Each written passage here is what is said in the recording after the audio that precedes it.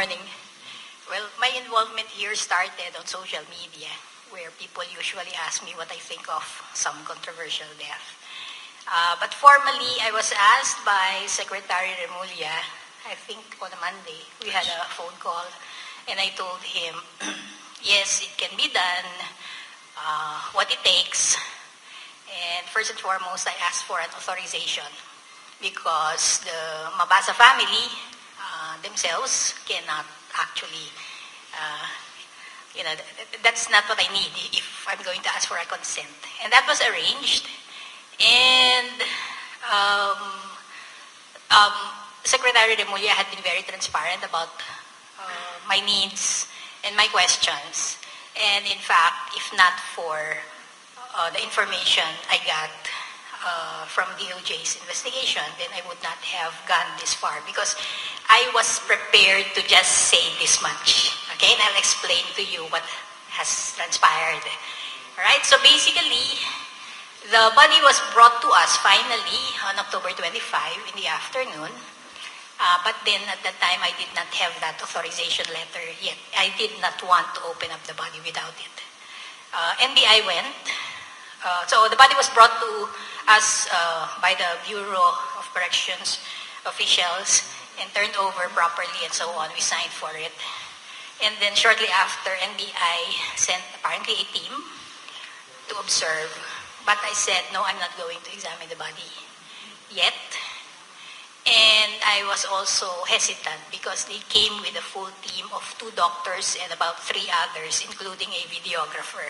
You know, we do not do autopsies like that. And I know that they had already seen the body themselves, so what's the point? We document our findings. All right, so anyway, I coordinated with Dr. Maria Cecilia Lim, also a forensic pathologist, and the vice chair of the Department of Pathology. It's not PGH, it's the UP College of Medicine. So also in the same department. And I requested that she be the one to be there. NBI also consults her. So we scheduled the actual autopsy the following day in the morning. So this would be October 26. And it took us that whole morning. We finished by 11:30. And the body was well preserved, post-autopsy, post-embalmed. The embalming was good. We were expecting that formalin fumes would be overwhelming. We encountered that a lot. But this time around, the body was right for examination. Okay? And so we documented everything, the embalming sites, the autopsy incisions, and all the details are in the report. Okay, that's why it's 6 pages long. It's very much detailed. I'll just focus on the front sheet where it has pathologic diagnosis and what we call the opinion. All right? And so to summarize, the most pertinent findings would be, number 1, history of asphyxia by plastic bag suffocation. 2, pulmonary congestion, edema, and hemorrhages. 3, schistosomiasis of the liver. It's an incidental finding. It's a parasitic infection.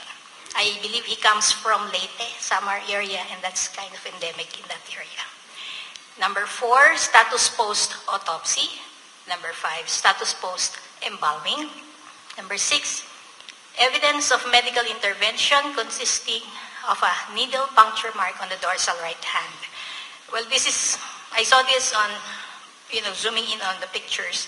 And I'm not too sure at this point if the Bucor Hospital did this, because sometimes when you bring bodies to the hospital, they automatically try and look for a vein there.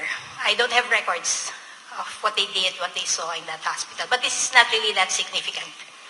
All right, and then I have here an opinion, and it reads, this is the case of a 42-year-old male who was an inmate incarcerated at the New Bilibid prison when he was allegedly found unresponsive and pronounced dead at the NBP hospital on October 18, 2022.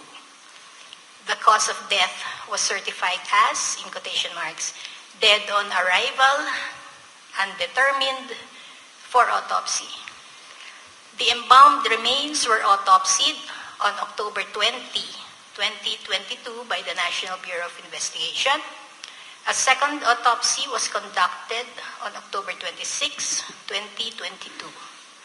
There is information that he expressed fear for his life shortly before his demise, and that he died from suffocation by means of a plastic bag over his head. The autopsy findings showed no gross morphologic cause of death, and this is consistent with the reported asphyxia. Limitations were encountered in the examination due to the postmortem interval, the previous embalming, and autopsy. Preliminary urine toxicology showed methamphetamine. Based on available information regarding the circumstances surrounding death, the manner is homicide. Okay, so when I was constantly discussing the case with Secretary Remulla, and at first I said I did not find anything, meaning he was not sick of something serious, no significant injuries also. So external and internal findings were negative, and at first I was about to say that. That's it. There's no cause of death, and the manner would be classified as what we call undetermined. However, information trickled in. I noted it here, and this is very important, that he had an inkling that he was in danger, and true enough, shortly after, he died. And this sense, this feeling of impending death actually was transmitted to someone, and this information is credible. So I had to consider that. So I was about to write as manner of death, probable homicide. However, again, additional information was that there's an account of someone now explaining how he died. And I remember Secretary Remulla asking me, plastic bag. And I said, puede. Actually, puede. So when you look at a case like this, it's totality of evidence. When I refer to manner, it is how the person died. Cause would be why. Okay? And to say how, you have to look at everything, including the circumstances. And I really had to factor in the two things, that he knew he was about to die, and he did. And two, that someone actually offered an explanation of, cause. And taking everything into consideration, it is consistent. No morphologic findings. And yes, putting a plastic bag over one's head, it can be very effective.